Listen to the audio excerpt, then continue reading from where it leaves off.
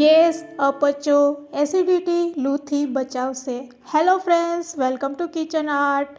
ઠંડુ ઠંડુ refreshing drink ઘરે બનાવો ઉનાળા માટે. તો આજે આપણે આદુ, ફુદીના અને લીંબુના રસથી સિરપ બનાવીશું, જેને તમે સ્ટોર પણ કરી શકો છો આખા ઉનાળા માટે.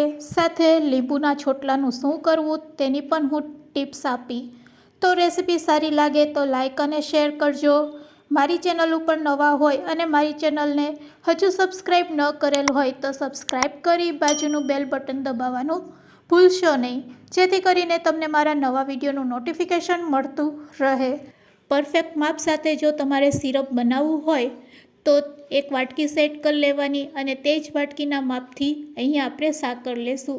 સાકરની જગ્યાએ તમે ખાંડ પણ લઈ શકો છો. તો એક વાટકી સાકર અને 10થી 12 નંગ લીંબુ. તો લીંબુમાંથી આપણે પહેલાં રસ કાઢી લેશું, જેથી કરીને તમને ખ્યાલ આવે કે લીંબુનો રસ છે તે કેટલો લેવાનો છે.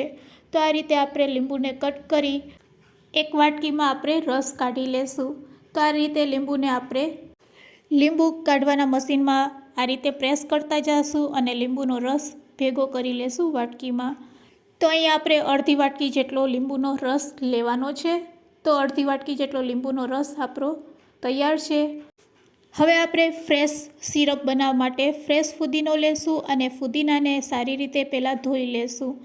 ડાળખીમાંથી બધા પાન આપણે આ રીતે તોડી લેશું. અહીંયા આપણે ફક્ત પાનનો ઉપયોગ કરવાનો છે. ફુદીનાનો ખૂબ જ સરસ સિરપમાં ટેસ્ટ આવે તેના માટે અહીંયા આપણે ડાળીનો ઉપયોગ કરવાનો નથી, ફક્ત પાનનો ઉપયોગ કરવાનો છે. એ વાતનું ખાસ ધ્યાન રાખવાનું. હવે આપણે આદુ લેશું અને આદુને આ રીતે કટ કરી લેશું. તો મેં અહીંયા આદુને પણ આ રીતે સાફ કરીને કટ કરી લીધું છે. બસ હવે મિક્સર જાર લેશું અને મિક્સર જારમાં વાટકીના માપથી ફુદીનો આપણે લેવાનો છે. તો એક વાટકી જેટલો ફુદીનો મિક્સર જારમાં એડ કરશું. સાથે આદુના ટુકડા અને કલર જળવાઈ રહે તેના માટે 2 આઈસ ક્યુબ એડ કરી આ રીતે આપણે પેસ્ટ તૈયાર કરશું. તો અહીંયા ફુદીનાની સરસ પેસ્ટ છે તે તૈયાર થઈ ગઈ છે. હવે આપણે ગેસ તરફ જાશું અને ગેસ ચાલુ કર્યા વગર જ પહેલાં આપણે સાકર એક વાટકી કઢાઈમાં એડ કરી દઈશું અને તે જ વાટકીના માપથી એક વાટકી પાણી એડ કરવાનું છે. હવે ગેસની ફ્લેમ આપણે ચાલુ કરીશું અને હાઈ ફ્લેમ ઉપર આ રીતે સતત હલાવતા સાકરને ઓગાળી લેશું. સાકર ઓગળી જાય પછી તેનું આપણે સિરપ બનાવવાનું છે. પાણીનો બધો ભાગ ભરી જાય તે રીતે આપણે તેને સતત હલાવતા જઈશું. ગેસની ફ્લેમ મીડિયમ ટુ લો કરતા જઈશું અને આ રીતે એક સિરપ તૈયાર કરવાનું છે. તો હવે તમે જોઈ શકો છો વચ્ચે વચ્ચે તમારે આ સિરપને ચેક પણ કરતું જવાનું. તો તમે કઈ રીતે ચેક કરશો એ પણ હું તમને આગળ બતાવું છું. બસ આ રીતે તમારે હાથમાં સિરપ લેવાનું અને સિરપ એકદમ હાથમાં સ્ટીકી જેવું લાગે એટલે કે ચોંટવા લાગે તો સમજવાનું કે અહીંયા સિરપ છે તે તૈયાર થઈ ગયું છે. બસ આ સ્ટેજ ઉપર આપણે જે ફુદીના આદુની જે પેસ્ટ તૈયાર કરેલી છે તે એડ કરી દેવાની છે અને મિક્સર જારમાં જે પેસ્ટ ચોંટી ગઈ હોય તેમાં પાણી નાખીને લઈ લેવાની. બસ હવે ફરીથી આપણે હાઈ ફ્લેમ ઉપર સતત હલાવતા જઈશું અને આ સિરપને એકદમ ઘટ બનાવવાનું છે. ઘટ બની જાય એટલે ફરીથી આપણે તેને ચેક કરશું. અહીંયા કોઈ પણ પ્રકારનો આપણે તાર નથી બનાવવાનો. આ રીતે તમે 4 મિનિટ સતત હલાવશો એટલે સિરપ છે તમારું તૈયાર થઈ જશે. હવે આપણું સિરપ તૈયાર થઈ ગયું છે કે નહીં તેને કઈ રીતે ચેક કરશો.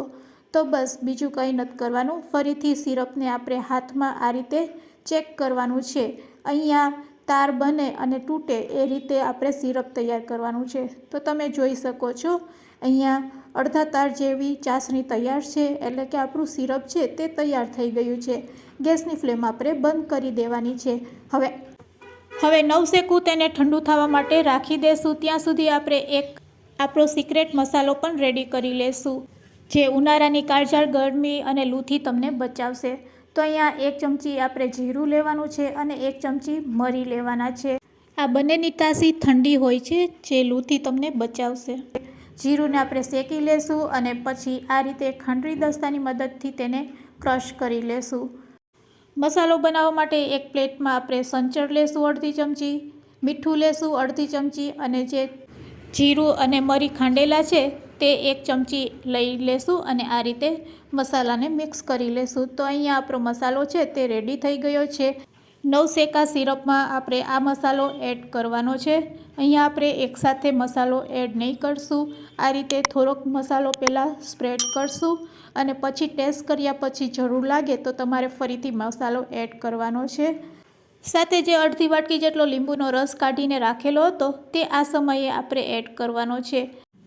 તો અહીંયા નવસેકું સિરપ હોય ત્યારે જ તમારે લીંબુનો રસ એડ કરવાનો છે, જેથી કરીને લાંબા સમય માટે તેને સ્ટોર પણ કરી શકો છો અને એક સરસ ટેસ્ટ જળવાઈ રહેશે. ઉકળતા સિરપમાં જો તમે લીંબુનો રસ નાખ્યો હોય તો લીંબુની કડવાશ તેમાં બેસી જાય છે લાંબો સમય જતાં. એટલે એવું ન થાય તેના માટે તમારે નવસેકું સિરપ હોય ત્યારે જ લીંબુનો રસ નાખવો. આ વસ્તુનું ખાસ ધ્યાન રાખવાનું.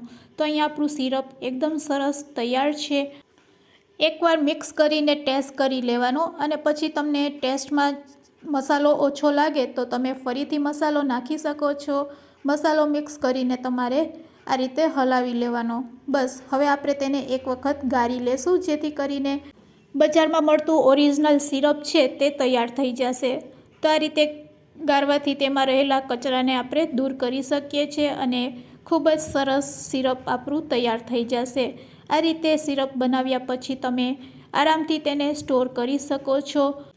આ સિરપને આપણે કાચની બોટલમાં ભરી દેશું અને ફ્રીજમાં 6 મહિના માટે સ્ટોર કરી શકો છો, તેમજ બહાર 2 મહિના માટે સ્ટોર કરી શકો છો. તો original homemade summer special syrup ready છે.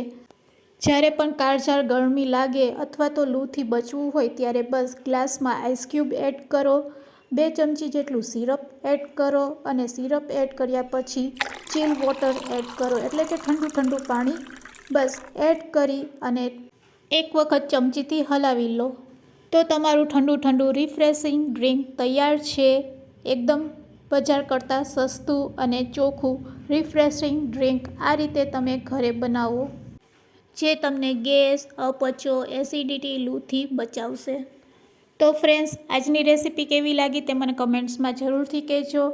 લીંબુનો રસ કાઢ્યા પછી આ છોટલાને તમારે ફેંકવાના નથી. તેનાથી સરસ ડિશ વોશિંગ લિક્વિડ બને છે અને લિક્વિડ કઈ રીતે બનાવવું, લીંબુને સ્ટોર કઈ રીતે કરવા તેની લિંક મેં ડિસ્ક્રિપ્શન બોક્સમાં આપેલી છે, તમે ત્યાંથી જોઈ શકો છો. તો ફ્રેન્ડ્સ, આજની રેસીપી તમને યુઝફુલ લાગી હોય તો તમારા ફ્રેન્ડ્સ, મિત્ર અને ગ્રુપમાં શેર કરવાનું ભૂલશો નહીં. આવી રોજ નવી રેસીપી જોવા માટે મારી ચેનલને સબસ્ક્રાઈબ જરૂરથી કરી લેજો. Thanks for watching. ફરી મળીશું એક નવી રેસીપી સાથે.